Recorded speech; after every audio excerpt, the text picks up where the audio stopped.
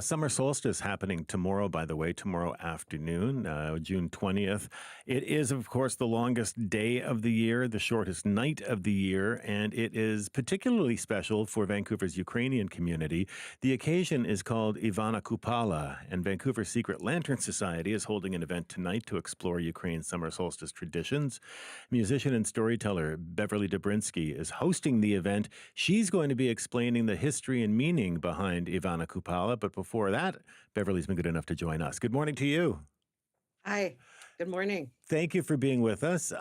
So why is Ivana Kupala such a significant event for you in the Ukrainian community?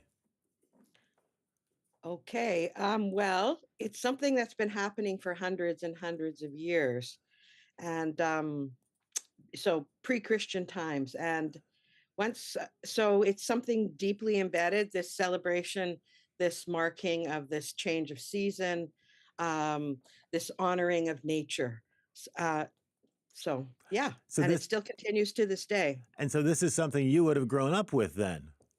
No, It's I not. didn't grow up with it.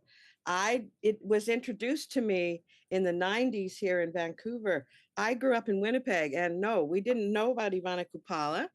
And this woman, the folklorist, actually from Winnipeg, came to Vancouver in the 90s and introduced us to this tradition, and we revived it. So it's been interrupted. I mean, it's called Ivana Kupala because it was originally Kupala, and Right. Ivana Kupala because of the Christian overlay of it. So there was a very strong attempt by the church to abolish these practices, but it didn't really succeed. And what happened, sort of, it morphed into this holiday that combined the two aspects of the culture. All right. And now, when you were reviving that tradition, tell me what went along with that. How does one celebrate Ivana Kupala? Well, there's many songs associated with Kupala. There's make bonfires. There's all this it's ideally done by a body of water. Uh-huh.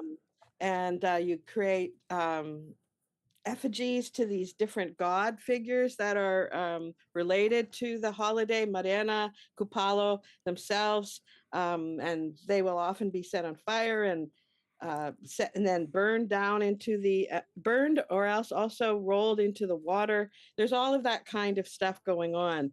There's the going into the forest to gather the herbs and flowers that are growing to make the head wreaths, the vinochka. Yeah. The young women do that, and then they let those out at dusk to kind of divine their future for divination.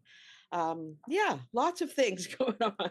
This is it. I mean, it sounds like an interesting, as you say. I mean, it predates Christianity. It sounds like there's a lot of paganism involved in this. Well, there totally is. That's its origins. That's its roots. Yeah. And the St. John the Baptist is the feast day that the Christians on the 24th of July that was kind of imposed on these practices. And that's why we call Ivana is referring to St. John. All right. But he was also the Baptist. So there's this whole thing of the water. Kupate, kupalo, the word kupala has the root word kupate, which means to bathe. So it's all kind of connected. Okay. And one of the stories of Ivana Kupala is about a fern, a particular fern that is so elusive you can only find it at midnight on Midsummer's Eve.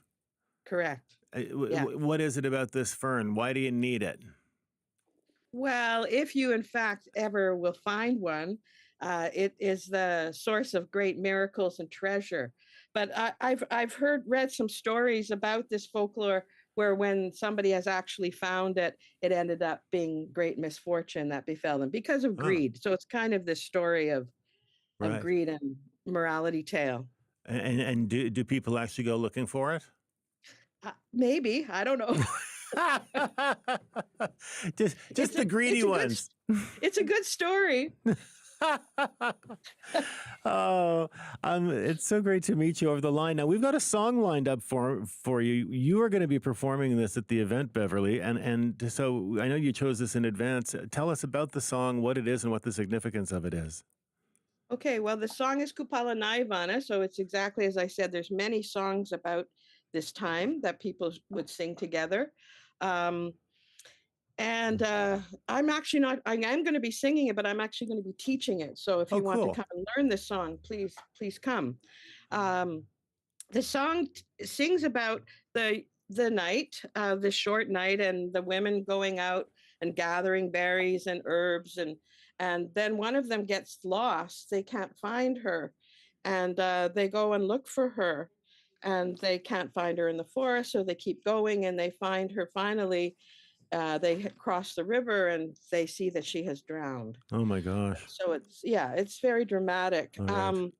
But the behind that story is that there is the folklore about the two twins that were the son and daughter of Kupalo and Kupalnitsa, Yeah. and they got separated at birth, Yeah. and then they find each other later and get married to each Mm. other, but are about to get married to each other, but the mother recognizes that they are brother and sister and tell Oh. them, and so that leads to this tragedy.